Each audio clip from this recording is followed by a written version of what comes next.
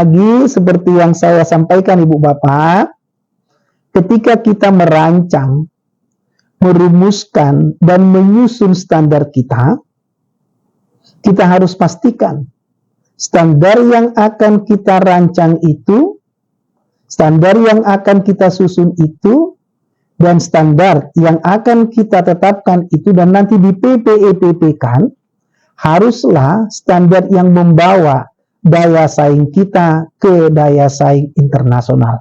Jikalau kita ingin akreditasi kita unggul, maka nanti dari standar nasional pendidikan, ada 8 di sana, harus semuanya Ibu Bapak pastikan, daya saing yang akan kita hasilkan dari setiap standar itu haruslah berdaya saing internasional.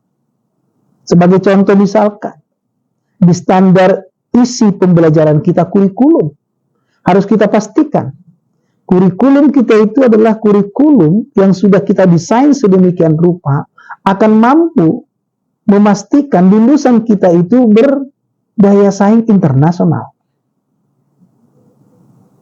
Dari hasil penelitian misalkan, di standar penelitian, luaran hasil penelitian dosen dan atau dengan mahasiswa itu harus berdaya saing internasional.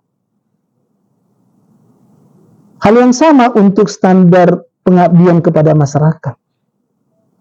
Kalau kita bicara mengenai pengabdian kepada masyarakat, manfaat dari kegiatan pengabdian kepada masyarakat yang dilakukan oleh dosen itu harus memberikan kemanfaatan yang berdimensi atau berdaya saing internasional. Hal yang sama untuk standar pendidikan tinggi yang ditetapkan oleh perguruan tinggi kita. Maka Ibu Bapak harus juga berdaya saing internasional. Oleh karena itu, ini harus ada kesepahaman dulu di lingkungan internal kita, bagaimana kita memperoleh pedoman ketika kita mau melakukan proses menyusun dokumen standar kita. Seperti yang sudah saya sampaikan tadi Ibu Bapak, pimpinan perguruan tinggi harus memedomani apa yang sudah kita tuliskan dalam kebijakan SPMI kita. Di dokumen kebijakan SPMI haruslah dituangkan secara baik bahwa implementasi SPMI kita, PPEPP, dari standar pendidikan tinggi yang ditetapkan itu harus mampu membawa daya saing internasional. Ini kata kuncinya Ibu Bapak. Oleh karena itu, saya selalu menginspirasi teman-teman, para pengelola perguruan tinggi, khususnya para Ibu Bapak, para pejuang mutu yang selalu saya sampaikan demikian, pejuang SPMI. Mulai dari sekarang Ibu Bapak, kita harus menciptakan ekosistem, penjaminan mutu kita adalah ekosistem yang bermuara kepada daya saing internasional. Ini menjadi sangat penting yang harus menjadi fokus perhatian kita ketika kita merancang strategi yang tepat bagaimana kita mengimplementasikan SPMI. Maka pertama-tama yang harus Ibu Bapak pahami adalah yang pertama, material pokok yang harus Ibu Bapak pelajari dulu dan digunakan sebagai rujukan kita dalam menyusun standar itu. Yang pertama adalah Permendikbud nomor 53 tahun 2023, itu yang pertama. Untuk mengetahui apa yang harus kita tetapkan yang menjadi standar nasional pendidikan tinggi. Itu yang pertama. Yang kedua, Ibu Bapak, agar nanti hasil luaran SPMI kita itu digunakan sebagai dasar di dalam SPME, maka kita harus sinkronkan SPMI kita dengan SPME.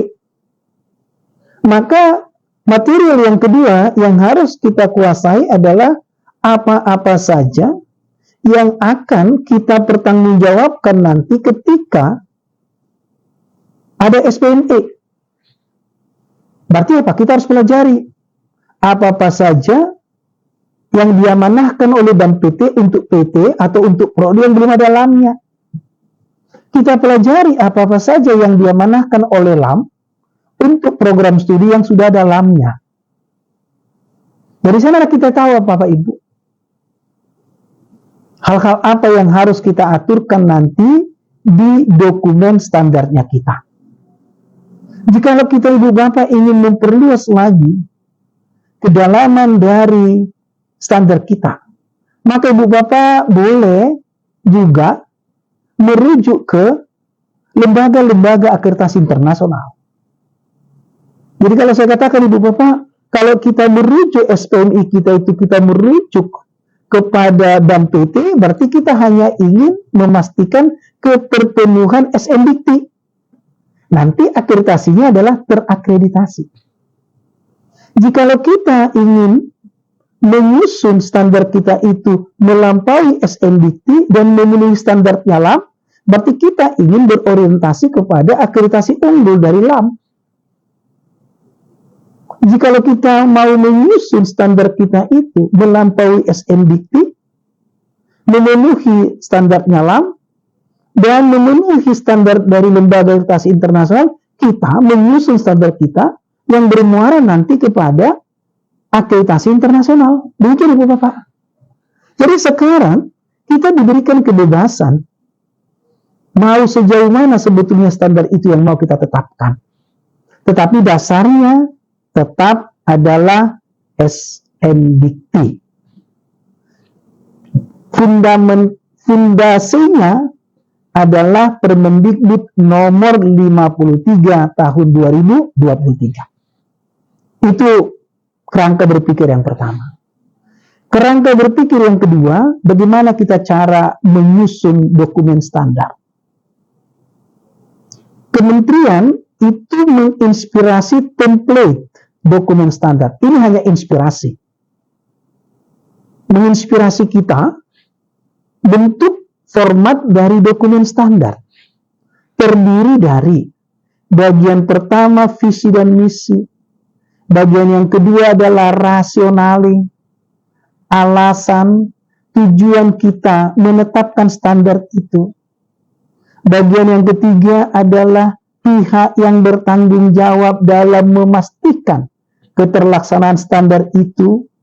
Bagian yang keempat adalah definisi istilah. Bagian yang kelima adalah rumusan pernyataan isi standar. Bagian yang keenam adalah indikator capaian yang dilengkapi dengan target capaian. Bagian yang ketujuh adalah strategi pencapaian standar. Nomor 8 adalah dokumen terkait. Nomor 9 referensi. Itu adalah template yang diinspirasi oleh kementerian. Apakah itu masih bisa kita pakai di era Permendikbud nomor 53 tahun 2023? Saya katakan masih bisa. Template itu adaptif Ibu Bapak. Permendikbud tidak pernah mengatur terkait dengan template dari dokumen baik itu kebijakan, pedoman maupun standar. Kementerian menginspirasi sebetulnya. Oleh karena itu Bapak Ibu, dari sisi konstruksi bentuk dokumen, kita masih bisa menggunakan bentuk konstruksi yang lama ya. Tidak berubah. Yang berubah nanti adalah kedalaman dan keluasan dari masing-masing bagian. Yang ketiga yang perlu Ibu Bapak pastikan adalah bahwa kita punya dua pendekatan. Bagaimana cara merancang, merumuskan, dan menyusun rumusan pernyataan isi. Yang pertama menggunakan konsep A, B, C, D. Berarti kita jelaskan di dalam rumusan pernyataan isi kita itu jelas siapa audiensnya, siapa subjeknya, siapa yang pelakunya. Kita jelaskan apa yang dilakukan yaitu behaviors atau apa yang akan dia laksanakan. Dan kita jelaskan siapa, apa yang akan dia capai, kompetens, hal yang harus dia capai. Dan kita jelaskan kapan itu harus dicapai, degree-nya. Ini Bapak Ibu. Ini konsep ABCD. Ada juga konsep yang namanya KPI, Key Performance Indicator ya. Jelas apa yang dikerjakan, jelas apa yang mau dicapai. Tetapi tidak menjelaskan siapa yang bertanggung jawab untuk melaksanakan itu. Nah, saya selalu inspirasi kepada kawan-kawan semua, para pengelola, harus dipastikan apakah perguruan tinggi kita itu memilih konsep ABCD atau KPI. Saya selalu menginspirasi dalam rangka nanti memudahkan kita untuk meminta pertanggungjawaban dari pihak yang diberikan amanah di dalam melaksanakannya, maka saya selalu menginspirasi menggunakan pendekatan ABCD. Kenapa ini kita pilih? Karena ketika nanti kita mau menyatakan, menunjuk seseorang untuk melaksanakan standar itu, jelas sudah ada A-nya. Jelas sudah ada apa yang mau dia kerjakan, B-nya. Jelas apa yang harus dia capai, C-nya. Jelas kapan dia harus kerjakan, ada D-nya. Dan ketika kita juga Bapak Ibu melakukan proses evaluasi, kalau di Permendikbud yang baru, Ibu Bapak, kita katakan namanya kan evaluasi pemenuhan standar dikti. Ketika kita melakukan evaluasi pemenuhan standar dikti, Bapak jelas siapa auditinya kita. Auditinya kan adalah orang yang melaksanakan, itu si A yang tadi. Si A yang tadi Bapak Ibu.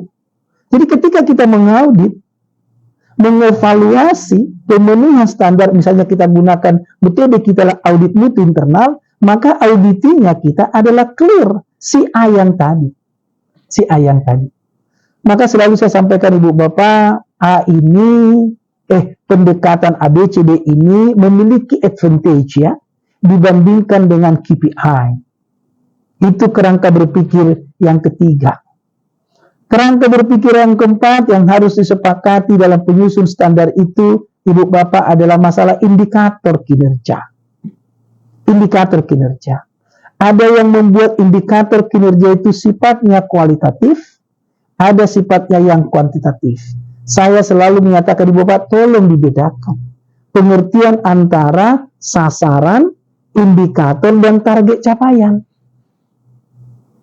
Ini tiga hal yang berbeda yang harus betul-betul dipahami bersama ketika kita menyusun dokumen standar. Ibu Bapak sekalian, di Permendikbud nomor 53 tahun 2023 sama seperti Permendikbud sebelumnya, tidak ada aturan yang betul-betul mengikat dari setiap standar itu ada indikator capaiannya. Indikator capaiannya Ibu Bapak ambil dari mana? Ibu Bapak sekalian, saya selalu menginspirasi. Seperti apa yang tertuang di dalam Permendikbud 62 tahun 2016 yang menyatakan bahwa luaran hasil implementasi SPM akan digunakan oleh Bank PT, digunakan oleh LAM untuk menentukan harkat dan peringkat akreditasi. Meskipun dengan adanya Permendikbud 53 kan sebetulnya kan menyatakan apa? Nomor 62 kan sudah tidak berlaku lagi. Tapi semangatnya boleh tetap kita bawa. Artinya Bapak Ibu, indikator kinerja yang akan kita tetapkan nanti di dokumen standar kita itu masih relevan jikalau itu kita memperhatikan indikator kinerja yang akan kita pertanggungjawabkan dalam proses akreditasi. Dalam proses akreditasi. Oleh karena itu Ibu Bapak sekalian, 4 hal inilah menjadi elemen dasar yang selalu saya sampaikan jikalau kita ingin membangun dokumen standarnya kita. Ini perlu ada kesepakatan dulu. Apakah Ibu Bapak telah sepakat? Ada 4 hal ini yang menjadi fondasi pokok kita ketika kita mau merancang dokumen standar kita. Setelah ini kita sudah sepakat Ibu Bapak, nanti saya akan mempraktekkan cara menyusun dokumen standar. Terima kasih atas perhatian Ibu Bapak sekalian. Sampai kita bertemu kembali di acara pelatihan SPMI, pelatihan AMI, dan pelatihan akreditasi di waktu yang akan datang. Salam saya Hizar Sirait, salam SPMI. SPMI bermutu, akreditasi unggul, perguruan tinggi maju, dosen dan karyawan sejahtera, sejahtera, dan bahagia.